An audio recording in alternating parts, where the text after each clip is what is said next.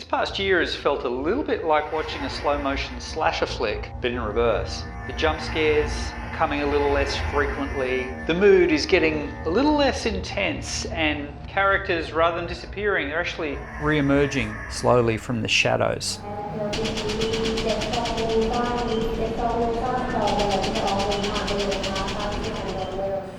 As restrictions lift, we're starting to realise we've become quite used to a different way of working, a different way of living. Whether we like it or not, we've probably developed new habits. We've adapted to these restrictions. Now, creatives often like to say that they work best under restrictions. David Ogilvy was very famously quoted as saying, "Give me the freedom of a tight brief." But for creative marketers and marketers in general, a lot of these restrictions have been really limiting and we've had to adapt. It's probably worth taking a moment to think about the new habits and attitudes that you may have formed, probably unconsciously, over this very strange period. Think about what you want to pack with you as you take off and the other habits that just maybe you want to leave behind in the dust.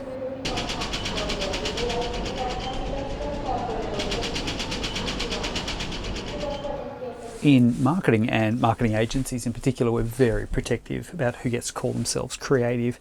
We put in job titles, we put on the names of departments, but it's pretty limiting to think about creativity in this way, particularly within the realms of business. Lockdown and the pandemic really forced us to think creatively about a whole host of things, about our jobs, about our roles, about our skills, maybe even where we live and work.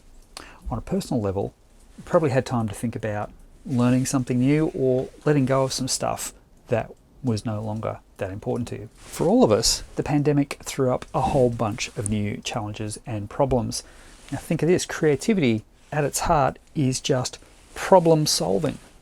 So if you've overcome any of these problems or you've taught yourself a new skill or a new approach or a new way of thinking, if you had to adapt, that's creativity. Hang on to it, pack it in your bag, take it with you.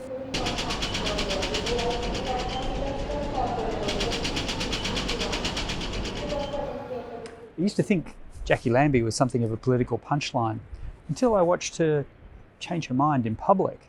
And that persuaded me maybe I should do the same. Now look, I'm still opposed to a lot of the things that she seems to be in support of, but she's demonstrated one of the things that most people in Australian public life, or any public life for that matter, can't do. And that's the ability to change their mind when presented with new information.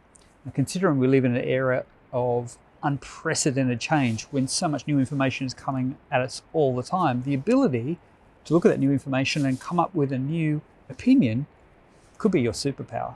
The hot take, the snap decision, probably not as useful to us as the considered reaction. One of my favorite publications is Delayed Gratification. They literally take 3 months to look back over the previous 3 months' views and give you a little bit of thoughtful analysis. They also do infographics better than anybody on the planet. Your long-standing die in a ditch belief, maybe chuck them. Learn how to change your mind when presented with new information.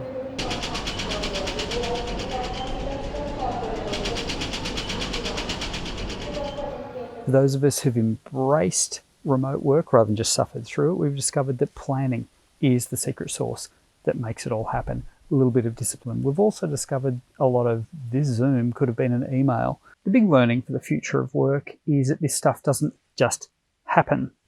At the macro level, you need policies and procedures, you need culture, you need technology to underpin it. And on the micro level, you need agendas, you need handovers, you need notes, you need really good meeting moderation. These are skills you have to develop.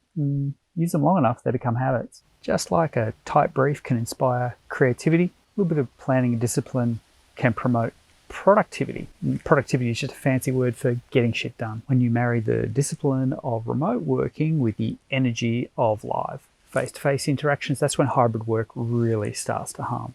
So think about packing any planning or discipline habits that you've picked up during remote and bring them with you.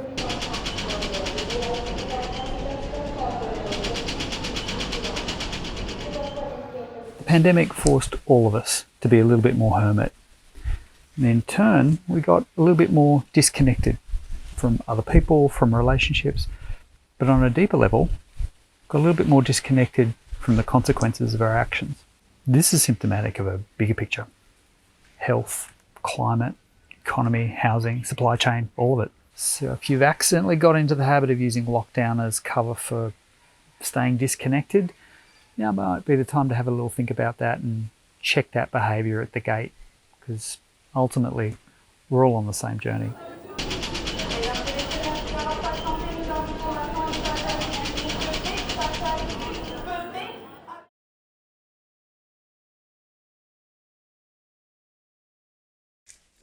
Sorry, I was on mute. We talk a lot about Zoom fatigue and the rush to get back to face-to-face and get things back to normal. Let's not forget, though, that this forced pivot to online collaboration actually opened up a lot of accessibility. It gave a lot more people a seat at the table. My friend Tim Sands, who founded Splendid Group, which is where I'm now the executive creative director, started the agency as a completely remote offering some 7 years ago. And he did that actually to give himself a job. He was working in Adelaide, but he was about to start moving around regional Australia. As he grew Splendid Group, he discovered plenty of ex-colleagues who wanted similar levels of flexibility. They did tend to be senior women who were looking to return to the workforce, to marketing roles and agency roles, generally after starting a family, but weren't willing to sign up to the 60, 70-hour work weeks that were the unspoken rule. Now, Splendid Group has been able to include lots of different people in plenty of different locations around the world, all in different personal circumstances, who are now using technology to give themselves a little bit more of access to the career they want while still maintaining the life that they need. It's not all gravy. McKinsey, for example, just released a report outlining the disproportionate impact that COVID and work from home is having on career progression for women in particular. Technology, when used correctly, offers plenty more flexibility in the workplace, and that flexibility is a really good ingredient for promoting more inclusion, more diversity. So perhaps that's another thing we should make sure we pack with us.